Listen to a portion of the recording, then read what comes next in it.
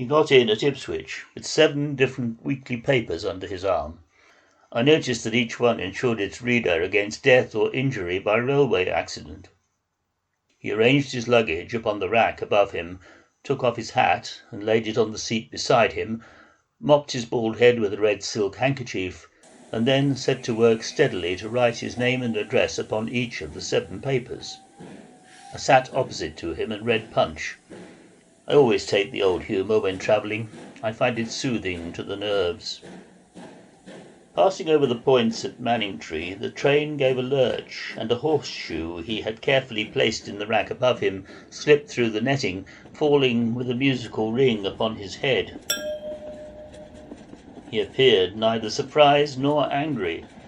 Having staunched the wound with his handkerchief, he stooped and picked the horseshoe up, glanced at it with, as I thought, an expression of reproach, and dropped it gently out of the window. "Did it hurt you?" I asked. It was a foolish question. I told myself so the moment I had uttered it. The thing must have weighed 3 pounds at the least. It was an exceptionally large and heavy shoe. The bump on his head was swelling visibly before my eyes. Anyone but an idiot must have seen that he was hurt. I expected an irritable reply. I should have given one myself had I been in his place. Instead, however, he seemed to regard the inquiry as a natural and kind expression of sympathy. "It did, a little," he replied. "What were you doing with it?" I asked. It was an odd sort of thing for a man to be travelling with. "It was lying in the roadway just outside the station," he explained. "I picked it up for luck."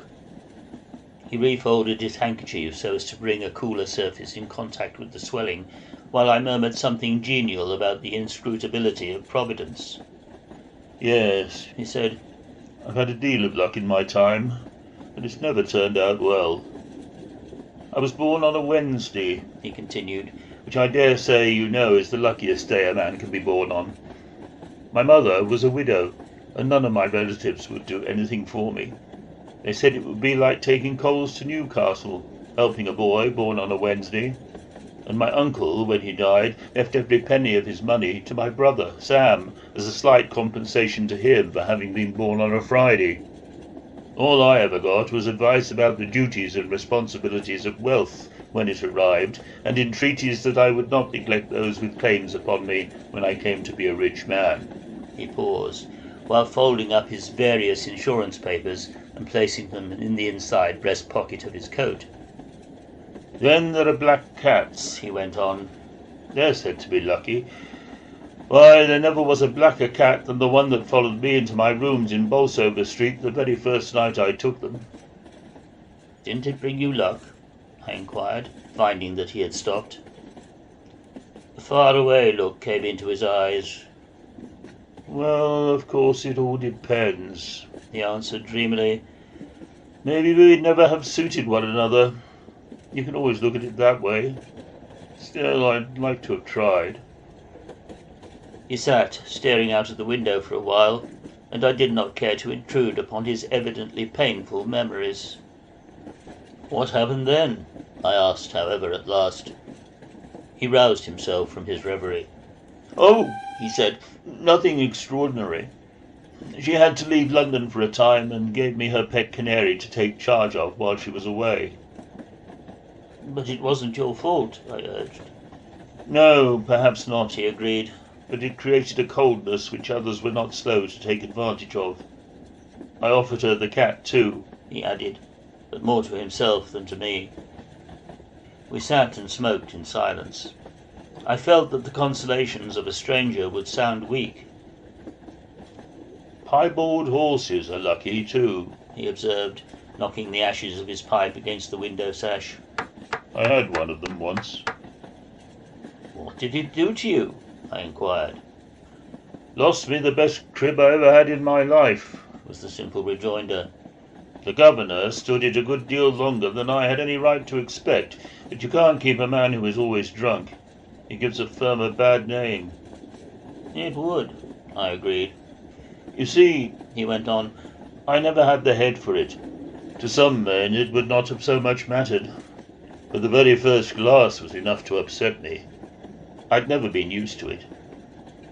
"But why did you take it?" I persisted. "The horse didn't make you drink, did he?" "Well, it was this way," he explained, continuing to rub gently the lump, which was now about the size of an egg. "The animal belonged to a gentleman who travelled in the wine and spirit line, and who had been accustomed to visit in the way of business almost every public house he came to. The result was you couldn't get that little horse past a public house. At least I couldn't. He sighted them a quarter of a mile off and made straight for the door. I struggled with him at first, but it was 5 to 10 minutes' work getting him away, and folks used to gather round and bet on us. I think maybe I'd have stuck to it, however, if it hadn't been for a temperance chap who stopped one day and lectured the crowd about it from the opposite side of the street. He called me Pilgrim and said the little horse was Polyon, or some such name, and kept on shouting out that I was to fight him for a heavenly crown. After that they called us Polly and the Pilgrim, fighting for the crown. It riled me, that did, and at the very next house at which he pulled up, I got down and said I'd come for 2 of Scotch. That was the beginning. It took me years to break myself of the habit. But there," he continued, "it has always been the same. I hadn't been a fortnight in my first situation before my employer gave me a goose weighing 18 pounds as a Christmas present." "Well, that couldn't have done you any harm," I remarked. "That was lucky enough." "So the other clerks said at the time," he replied. "The old gentleman had never been known to give anything away before in his life. He's taken a fancy to you, they said. You are a lucky beggar." He sighed heavily. I felt there was a story attached. "What did you do with it?" I asked. "Oh, that was the trouble," he returned. "I didn't know what to do with it. It was 10 o'clock on Christmas Eve, just as I was leaving, that he gave it to me. 'Tiddling brothers have sent me a goose, Biggles,' he said to me as I helped him on with his greatcoat. 'Very kind of 'em, but I don't want it myself. You can have it.' Of course I thanked him and was very grateful. He wished me a Merry Christmas and went out. I tied the thing up in brown paper and took it under my arm.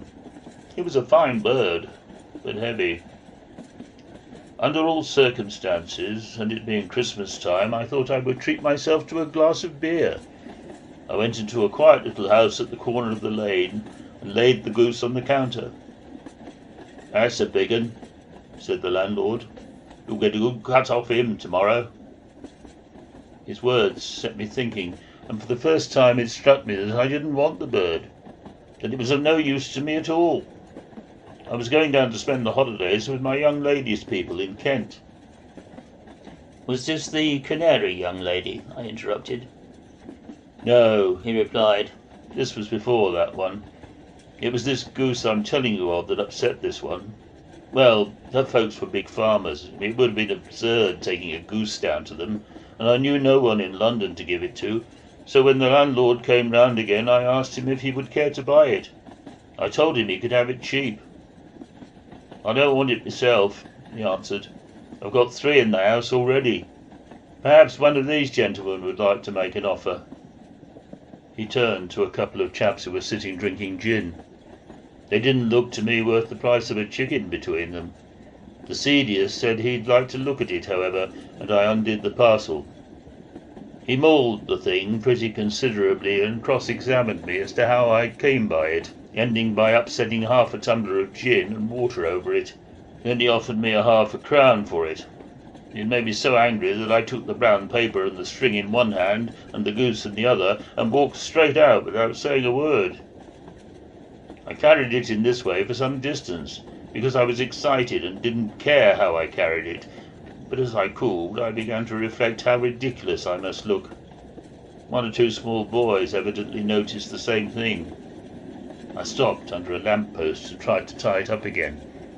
I had a bag and an umbrella with me at the same time, and the first thing I did was to drop the goose into the gutter, which is just what I might have expected to do, attempting to handle 4 separate articles and 3 yards of string with 1 pair of hands. I picked up about a quart of mud with that goose, and got the greater part of it over my hands and clothes, and a fair quantity over the brown paper, and then it began to rain. I bundled everything up into my arm and made for the nearest pub, where I thought I would ask for a piece more string and make a neat job of it. The bar was crowded. I pushed my way to the counter and flung the goose down in front of me. The men nearest stopped talking to look at it, and a young fellow standing next to me said, "Well, you've killed it." I dare say I did seem a bit excited. I had intended making another effort to sell it here, but they were clearly not the right sort. I had a pint of ale, for I was feeling somewhat tired and hot, scraped as much of the mud off the bird as I could, made a fresh parcel of it, and came out. Crossing the road, a happy idea occurred to me. I thought I would raffle it. At once I set to work to find a house where there might seem to be a likely lot. It cost me 3 or 4 whiskies, for I felt I didn't want any more beer, which is a thing that easily upsets me. But at length I found just the crowd I wanted. A quiet, domestic-looking set in a homely little place off the Coswell Road. I explained my views to the landlord. He said he had no objection. He supposed I would stand drinks round afterwards. I said I should be delighted to do so, and showed him the bird. Looks a bit poorly," he said. He was a Devonshire man. "Oh, that's nothing," I explained. "I happened to drop it. That will all wash off." "Smells a bit queer, too," he said. "Oh, that's mud," I answered. "You know what London mud is. And a gentleman spilled some gin over it. Nobody will notice that when it's cooked." "Well," he replied, "I don't think I'll take a hand myself, but if any other gent likes to, that's his affair." Nobody seemed enthusiastic. I started it at 6pence and took a ticket myself. The potman had a free chance for superintending the arrangements, and he succeeded in inducing 5 other men, much against their will, to join us. I won it myself and paid out 3 and 2pence for drinks. A solemn-looking individual who had been snoring in a corner suddenly woke up as I was going out, and offered me 7pence halfpenny for it. Why 7pence halfpenny I have never been able to understand. He would have taken it away, I should never have seen it again, and my whole life might have been different. But fate has always been against me. I replied with perhaps unnecessary hauteur that I wasn't a Christmas dinner fund for the destitute, and walked out. It was getting late, and I had a long walk home to my lodgings. I was beginning to wish I'd never seen the bird. I estimated its weight by this time to be 36 pounds. The idea occurred to me to sell it to a poulterer. I looked for a shop. I found one in Middleton Street. There wasn't a customer near it, but by the way the man was shouting, you might have thought that he was doing all the trade of Clerkenwell. I took the goose out of the parcel and laid it on the shelf before him. "What's this?" he asked. "It's a goose," I said. "You can have it cheap." He just seized the thing by the neck and flung it at me. I dodged, and it caught the side of my head. You can have no idea, if you've never been hit on the head with a goose, how it hurts. I picked it up and hit him back with it. And the policeman came up with the usual, "Now then, what's all this about?" I explained the facts. The poulterer stepped to the edge of the curb and apostrophized the universe generally. "Look at that shop," he said. "It's 20 minutes to 12, and there's 7 dozen geese hanging there that I'm willing to give away, and this fool asked me if I want to buy another." I perceived then that my notion had been a foolish one. I followed the policeman's advice, and went away quietly, taking the bird with me. Then I said to myself, I will give it away. I will select some poor deserving person and make him a present of the damn thing. I passed a good many people, but no one looked deserving enough. It may have been the time, or it may have been the neighbourhood, but those I met seemed to me to be unworthy of the bird. I offered it to a man in Judd Street who I thought appeared hungry. He turned out to be a drunken ruffian. I could not make him understand what I meant, and he followed me down the road, abusing me at the top of his voice, until, turning a corner without knowing it, he plunged down Tavistock Place, shouting after the wrong man. In the Euston Road I stopped a half-starved child and pressed it upon her. She answered, "Not me," and ran away. I heard her calling shrilly after me, "Who stole the goose?" I dropped it in a dark part of Seymour Street. A man picked it up and brought it after me. I was unequal to any more explanations or arguments. I gave him twopence and plodded on with it once more. The pubs were just closing, and I went into one for a final drink. As a matter of fact, I had had enough already, being as I am unaccustomed to anything more than an occasional glass of beer. But I felt depressed, and I thought it might cheer me. I think I had a gin, which is a thing I loathe. I meant to fling it over into Oakley Square, but a policeman had his eye on me and followed me twice round the railings. In Golding Road I sought to throw it down an area, but it was frustrated in like manner. The whole night police of London seemed to have nothing else to do but prevent my getting rid of that goose. They appeared so anxious about it that I fancied they might like to have it. I went up to one in Camden Street. I called him Bobby and asked him if he wanted a goose. "I'll tell you what I don't want," he replied severely, "and that is none of your sauce." He was very insulting, and I naturally answered him back. What actually passed, I forget, but it ended in his announcing his intention of taking me in charge. I slipped out of his hands and bolted down King Street. He blew his whistle and started after me. A man sprang out from a doorway in College Street and tried to stop me. I tied him up with a butt in the stomach and cut through the Crescent, doubling back into the Camden Road by Bat Street. At the Canal Bridge I looked behind me and could see no one. I dropped the goose over the parapet, and it fell with a splash into the water. Heaving a sigh of relief, I turned and crossed into Randolph Street, and there a constable collared me. I was arguing with him when the first fool came up, breathless. They told me I had better explain the matter to the inspector, and I thought so too. The inspector asked me why I had run away when the other constable wanted to take me in charge. I replied that it was because I did not desire to spend my Christmas holidays in the lock-up, which he evidently regarded as a singularly weak argument. He asked me what I had thrown into the canal. I told him a goose. He asked me why I had thrown a goose into the canal. I told him because I was sick and tired of the animal. At this stage a sergeant came in to say that they had succeeded in recovering the parcel. They opened it on the inspector's table. It contained a dead baby. I pointed out to them that it wasn't my parcel and that it wasn't my baby, but they hardly took the trouble to disguise the fact that they did not believe me. The inspector said it was too grave a case for bail, which, seeing that I did not know a soul in London, was something immaterial. I got them to send a telegram to my young lady to say that I was unavoidably detained in town, and passed as quiet and uneventful a Christmas Day and Boxing Day as I ever wished to spend. In the end, the evidence against me was held to be insufficient to justify a conviction, and I got off on the minor charge of drunk and disorderly. But I lost my situation, and I lost my young lady, and I don't care if I never see a goose again. We were nearing Liverpool Street.